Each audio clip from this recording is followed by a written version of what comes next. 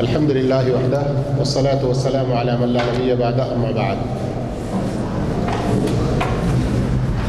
آج ہمارا 21واں درس ہے اصول ثلاثہ میں سے۔ 20واں درس آپ نے سنا ہے نبی کریم صلی اللہ علیہ وسلم کی مدنی زندگی، ہے نا۔ آخر میں جو بات اور جو دلیل آپ نے سنی 20ویں سبق میں، وہ تھی نبی کریم محمد مصطفیٰ صلی اللہ علیہ وسلم کی وفات کے بارے میں، یہی تھی نا۔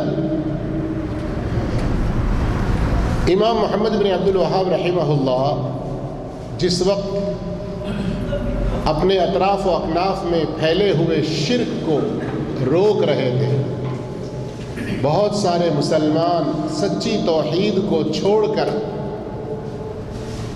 اولیاء اور بزرگان دین وغیرہ کی چکروں میں پڑ کر بہت کھلے بڑے شرک میں مبتلا تھے، تو ان کو سمجھانے کے لیے جو محنت کر رہے تھے، جو کوشش کر رہے تھے، کتابیں لکھ رہے تھے اور دعوت کا کام کر رہے تھے، کچھ ایسے بھی لوگ تھے اس موقع پر جو آخرت کے دن دوبارہ اٹھائے جانے اور وہاں کے حساب و کتاب، جزا و سزا کو نہیں مانتے تھے۔ آ رہی سمجھ میں بات؟ شاید تعجب ہو رہا ہے آپ لوگوں کو، کیسے کیسے مسلمان ہیں آخرت کو نہیں مانتے ہیں؟ تعجب یقیناً ہوگا، اور اس پر سب سے پہلے ہم اپنے بارے میں اللہ کا شکر ادا کریں کہ اللہ ویسی بے ایمانی میں ہم کو نہیں ڈالا۔ اللہم انی اسألک ایمانا لا یرتد یا مقلب القلوب ثبت قلبی علی دینک ربنا لا تزغ قلوبنا بعد اذ ہدیتنا۔ ایسی دعائیں کرتے رہیں کہ صحیح ایمان پر، ہدایت پر ہمارے دل جمے رہیں۔ لیکن آج بھی ہمارے ملکوں میں اور دوسرے عرب ملکوں میں، یورپ وغیرہ میں ایسے مسلمان پائے جاتے ہیں جو آخرت سے متعلق کئی چیزوں کا انکار کرتے ہیں۔ اللہ ویسے انکار سے ہم کو بچا کے رکھے۔ تو امام محمد بن عبد الوہاب رحمہ اللہ نے نبی کریم صلی اللہ علیہ وسلم کی وفات کے فوراً بعد 3 باتوں کا ذکر فرمایا۔ کتنی باتوں کا؟ پہلی بات کہ سارے لوگ مر جائیں گے تو ایک دن آئے گا کہ اللہ تعالیٰ ان کو دوبارہ زندہ کرے گا، اس کی بھی دلیل دیے ہیں۔ دوسری بات کہ سب کو دوبارہ اٹھائے جانے کے بعد اللہ سب سے حساب لے گا اور ان کو ان کے اعمال کے مطابق بدلہ بھی دے گا۔ اور تیسری بات ذکر کرتے ہیں کہ جو دوبارہ زندہ اٹھائے جانے کا انکار کرے، اس کو جھٹلائے، تو وہ کافر ہو جاتا ہے۔ کوئی معمولی بات نہیں ہے کہ کوئی انسان اس چیز کو نہ مان کر بھی مسلمان باقی رہ جائے۔ پھر اس کی دلیلیں ذکر کرتے ہیں۔ تو آئیے اب آج کا کیا سبق ہے، آپ کو ایک خلاصہ سمجھ میں آ گیا نا؟ اس لیے کہ یہ طریقہ خود امام محمد بن عبد الوہاب رحمہ اللہ کا ہے کہ وہ پہلے ایک مسئلہ سمجھاتے ہیں مختصر، پھر اس کو ذرا سا کھول کر بیان کرتے ہیں، پھر اس کی دلیلیں دیتے رہتے ہیں۔ تو یہ بہت اچھا اور پیارا طریقہ رہتا ہے بات سمجھنے کے لیے۔ تو آئیے آج کے درس میں پہلی بات کہ سارے لوگ مرنے کے بعد دوبارہ زندہ ہو کر اٹھیں گے، ان کو دوبارہ زندہ کیا جائے گا۔ اب اس سلسلے میں تفصیلات بہت ہیں، اگر آپ جاننا چاہیں تو جیسے 2 دن پہلے آپ کو دکھایا گیا zdurus.com کے اندر آخرت کا دن، کئی ہمارے اس کے اندر چھوٹے چھوٹے درس ہیں، سنیے پوری ترتیب اس کے اندر، مختصر درس ہیں۔ ورنہ ہمارے استاد محترم فضیلت الشیخ مقصود الحسن فیض حفظہ اللہ کے سلسلہ الیوم الآخر کے نام پہ تقریباً 12-13 دروس ہیں، 1-1 گھنٹے کے۔ بہت علم ملے گا آپ کو، بہت اچھے قصے اس کے اندر ملیں گے، ان کو بھی ضرور سنیے۔ مختصر بات یہ ہے کہ جب اللہ تعالیٰ اس پوری دنیا کو ختم کر دے گا، قیامت آ جائے گی، سارے لوگ ختم ہو جائیں گے، یہ پوری کائنات کو اللہ ختم کر دے گا۔ پھر اللہ تعالی سب سے پہلے اسرافیل علیہ السلام کو زندہ کرے گا، پھر ان کو حکم دے گا، اور اللہ تعالیٰ ایک چھوٹی سی ہلکی سی بارش برسائے گا۔ تو کیا ہوگا؟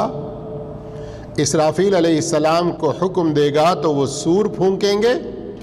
یہ کون سا سور؟ یہ بعد میں دوبارہ اٹھائے جانے کے لیے، اور یہ جو میں باتیں کہہ رہا ہوں قرآن میں اس کی دلیل ہے، وَنُفِخَ فِي الصُّورِ سورہ زمر کے اندر اور دوسری کئی جگہوں پر بھی۔ اور اللہ تعالیٰ جو بارش نازل کرے گا تو اس سے آدم علیہ السلام سے لے کر قیامت تک آنے تک جتنے سارے انسان اس دنیا میں آئے تھے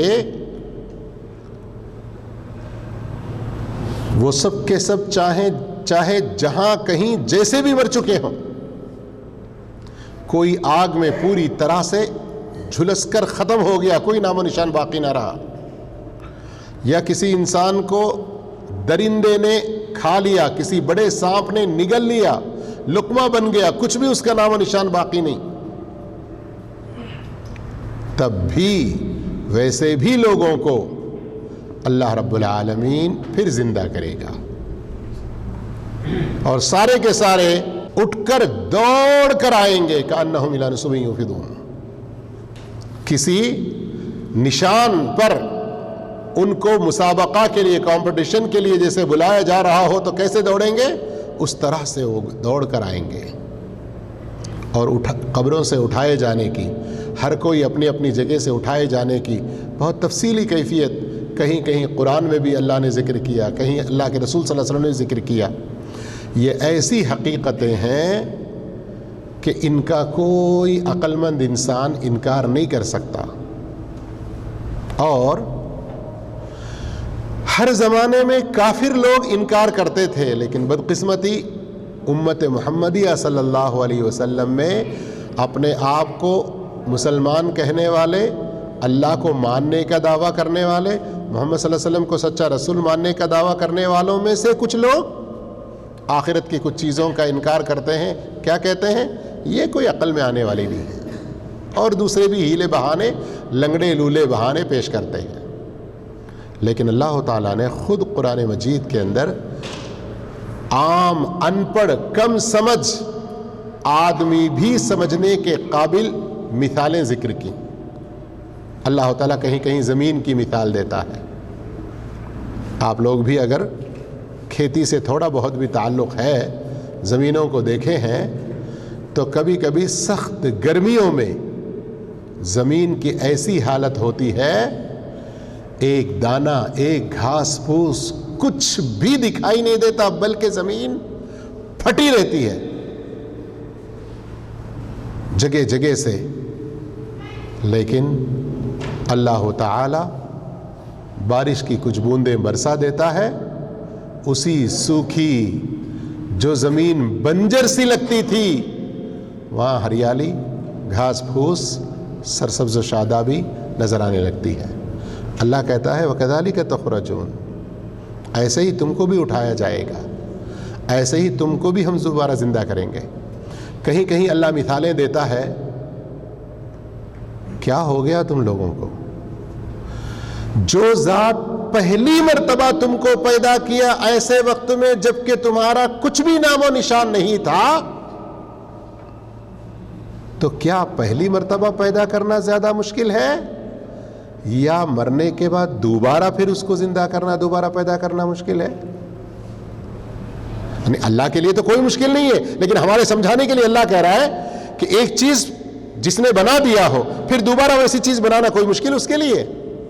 اس طرح سے بھی اللہ مثالیں دے کر سمجھاتا ہے۔ اور اس کے علاوہ دنیا میں کچھ لوگوں کو مار کے کچھ عرصے بعد پھر ان کو زندہ کیا، جیسا کہ اس سے پہلے بھی کچھ مثال گزری نا ایک بستی والے کی۔ تو اس طرح سے میرے بھائیوں کئی مثالیں اللہ رب العالمین پیش کرتا ہے۔ تو یہ سب بتانے کا مقصد یہ ہے کہ آخرت کو جھٹلانا قیامت کے دن دوبارہ زندہ اٹھائے جائیں گے، اس بات کو نہ ماننا یہ بالکل بے عقلی کی دلیل ہے۔ اب آئیے دو آیتیں یہاں پیش کرتے ہیں، ایک سورہ طٰہٰ کی آیت نمبر 55، اور عام طور پر آپ لوگ جانتے ہوں گے بہت سارے لوگ قبر کی مٹی ڈالتے ہوئے یہ پڑھتے ہیں، منہا خلقناکم وفیہا نعیدکم ومنہا نخرجکم تارۃ اخری، اسی مٹی سے ہم نے تم کو پیدا کیا۔ تم کو پیدا کیا کا مطلب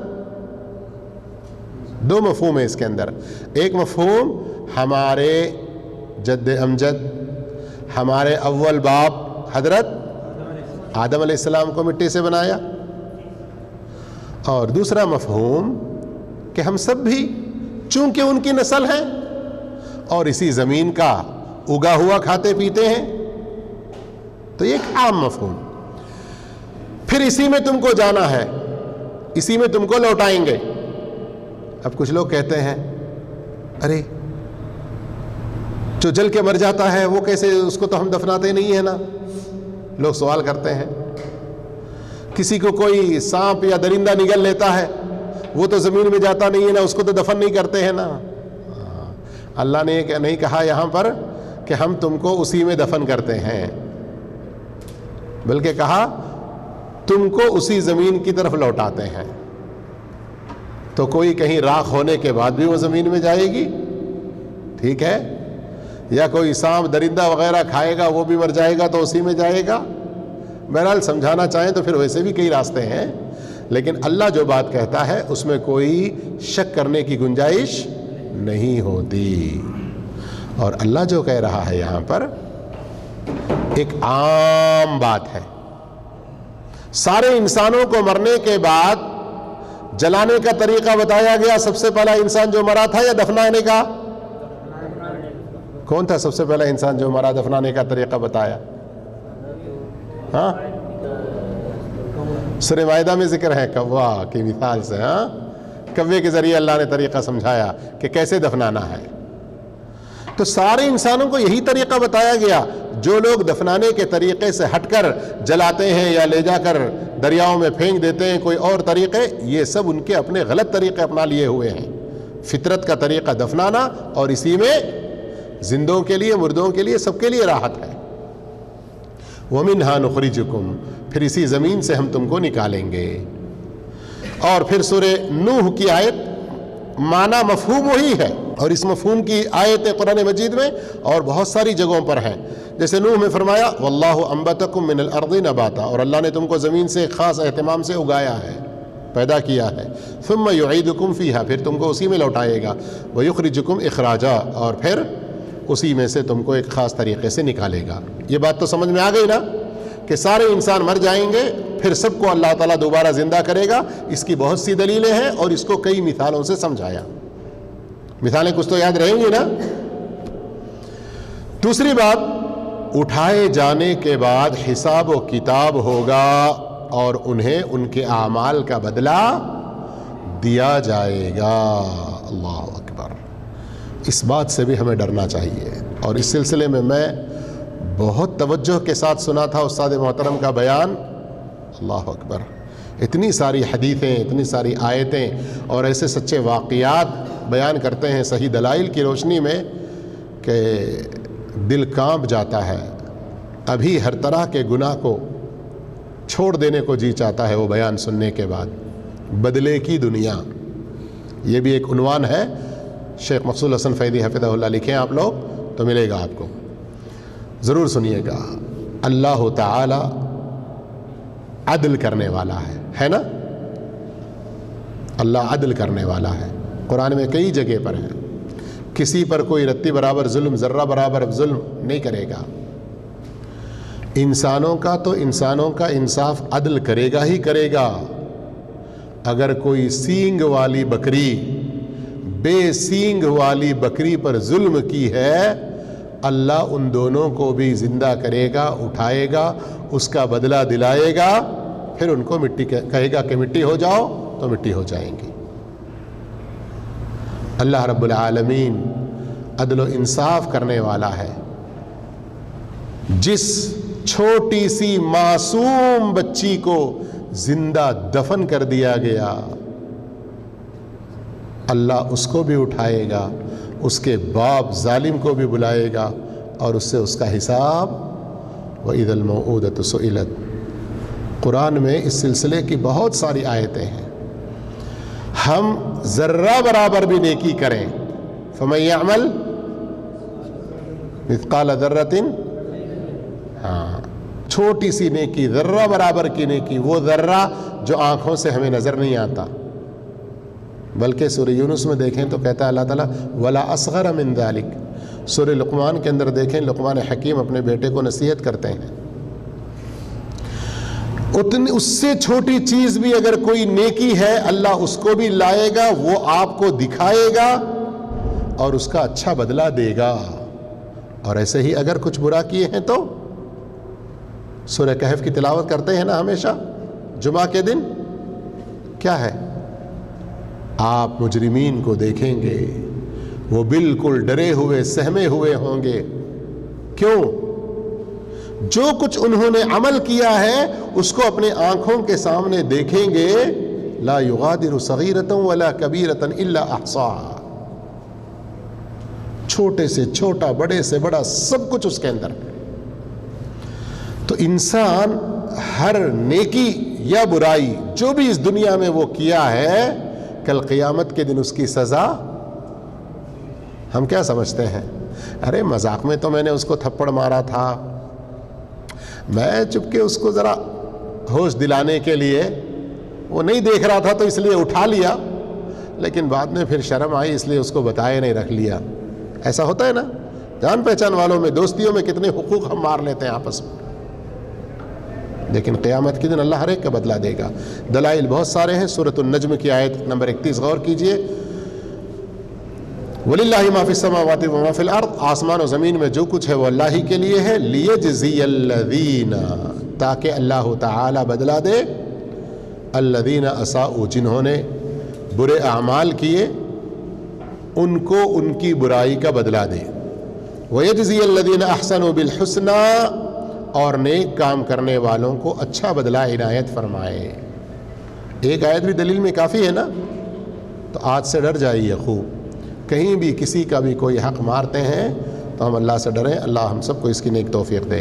تیسری بات، موت کے بعد دوبارہ زندہ اٹھائے جانے کو جھٹلانے والا کافر ہے۔ کیا ہے؟ اللہ اسے کفر سے ہم سب کو بچا کے رکھے۔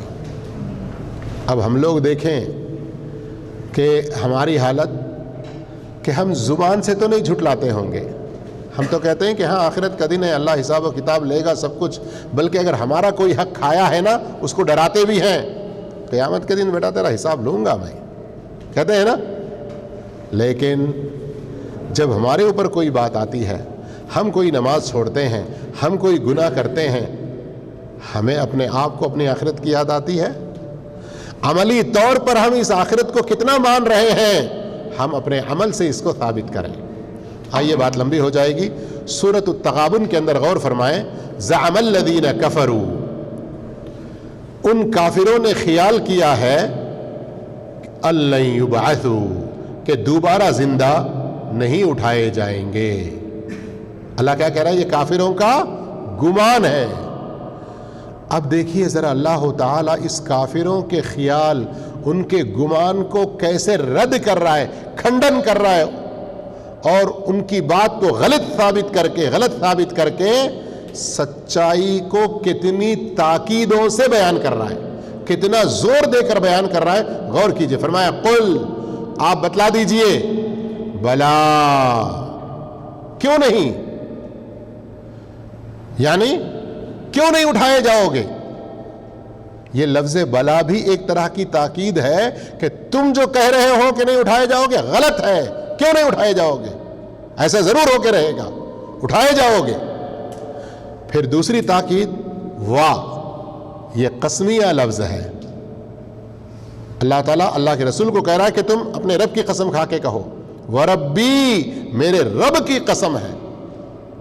قسم کھا کر اللہ تعالیٰ کوئی بات اپنے نبی سے کہلوائے اور نبی صلی اللہ علیہ وسلم قسم کھا کر کہیں، اس کے اندر پھر کوئی شک ہو سکتا ہے؟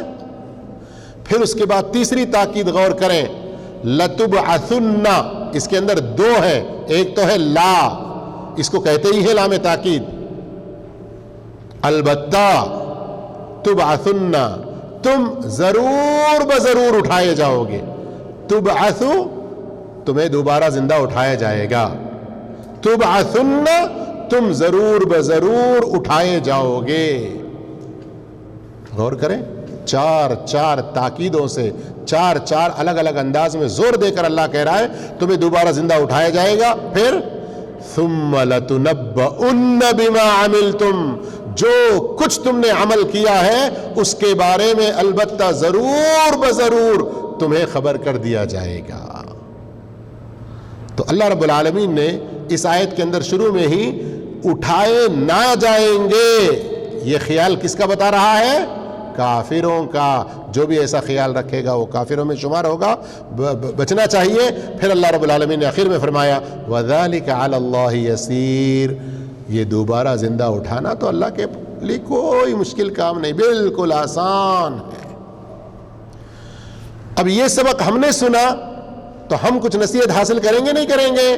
تو زبان سے تو الحمدللہ ہم مانتے ہیں، لیکن عملی طور پر بھی اس آخرت کے دن کے بارے میں ڈریں، وہاں کے حساب و کتاب کے بارے میں ڈریں، اور اپنا محاسبہ اللہ کے سامنے ہونے سے پہلے روزانہ ہم ادھر اپنا ہی محاسبہ کر کے اپنے اچھے اعمال اپنانے کی کوشش کریں۔ اللہ ہم سب کو نیک توفیق دے۔ جزاکم اللہ خیر، والسلام علیکم ورحمۃ اللہ وبرکاتہ۔